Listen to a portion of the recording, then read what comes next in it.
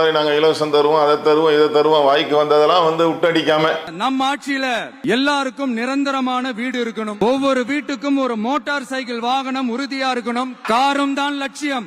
செய்யறதா சொல்லுங்கப்பா. இன்னும் அரசியல்னா என்னன்னே தெரியாது. இப்பதான் ஆரம்பிக்கிறாரு. இதுக்குள்ள எல்லாமே குத்துருவாரா? அத்தனை வருஷமா ஆள்றானுங்க, அவனுங்களே எதுவுமே செய்ய முடியல. மோடி கூட சொன்னாரு 15 லட்ச ரூபா ஒரு அக்கௌண்ட்டுக்கு போட்டு விடுறது தான் சொன்னாரு. இது வரைக்கும் சாத்தியப்படல. 5 வருஷம் முடிய போகுது. இதே தான் அவங்களும் சொல்லுவாங்க. அப்புறம் செய்ய மாட்டாங்க. எப்படி எல்லாருக்கும் வீடு தருவாரு, எப்படி எல்லாருக்கும் 2 வீலர் தருவாரு, கேள்வி கேட்க மாட்டாங்க. செய்தியும் சிந்தனையும் என்கின்ற இந்த நிகழ்ச்சியின் வாயிலாக பல்வேறு அண்மை செய்திகளை நாம் அறிந்து வருகிறோம்.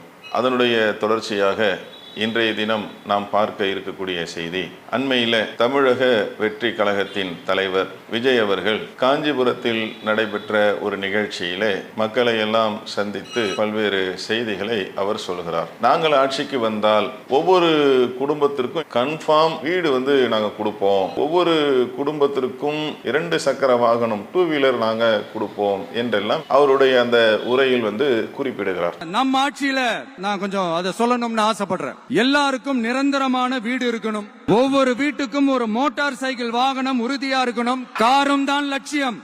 தமிழக வெற்றி கழகத்தை பொறுத்த வரைக்கும் அவங்க சொல்லக்கூடிய செய்தி என்ன அப்படின்னா, நாங்கள் மற்ற அரசியல் கட்சிகள் போன்று நாங்கள் ஆட்சி நடத்த மாட்டோம். பேரை என்ன சொல்றாங்கன்னா, துப்புரவு, அதாவது சரி செய்ய வந்த கழகம் நாங்கள் சரியாக கொண்டு போவோம் என்றெல்லாம் அவர் சொல்றார். இதுல நம்மளுடைய பார்வை என்ன அப்படின்னு பாத்தீங்கன்னா, இப்படி அனைத்து செயல்களிலும் வித்தியாசமாக நாங்கள் இருப்போம் என்று சொல்லக்கூடிய இவர்கள் இந்த இலவசம் சம்பந்தமா சொல்லக்கூடியதிலும் இவர்கள் வித்தியாசமாக இருந்தால் நன்றாக இருக்கும் என்பது நம்மளுடைய பார்வை. ஏன்னா இந்த இலவசம் என்று வந்தாலே அதுல என்ன நடக்குதுன்னு பாத்தீங்கன்னா, ஒவ்வொரு இந்த நாட்டுடைய பிரஜை ஜனநாயகத்தின் அடிப்படையிலே தங்களுடைய வாக்குகளை அவர்கள் செலுத்த வேண்டும். இந்த வாக்குகளை அடைந்து கொள்வதற்காகத்தான் அரசியல் கட்சிகள் தேர்தல் நெருக்கத்தில் நிறைய இலவசங்களை, நாங்கள் ஆட்சிக்கு வந்தால் இப்படி செய்வோம், நாங்கள் ஆட்சிக்கு வந்தால் அப்படி செய்வோம், நாங்கள் இதை இலவசமாக தருவோம், அதை இலவசமாக தருவோம் என்றெல்லாம் அவங்க பேசுவாங்க. அதோட ஒத்து போகிற மாதிரி இருக்கு இது.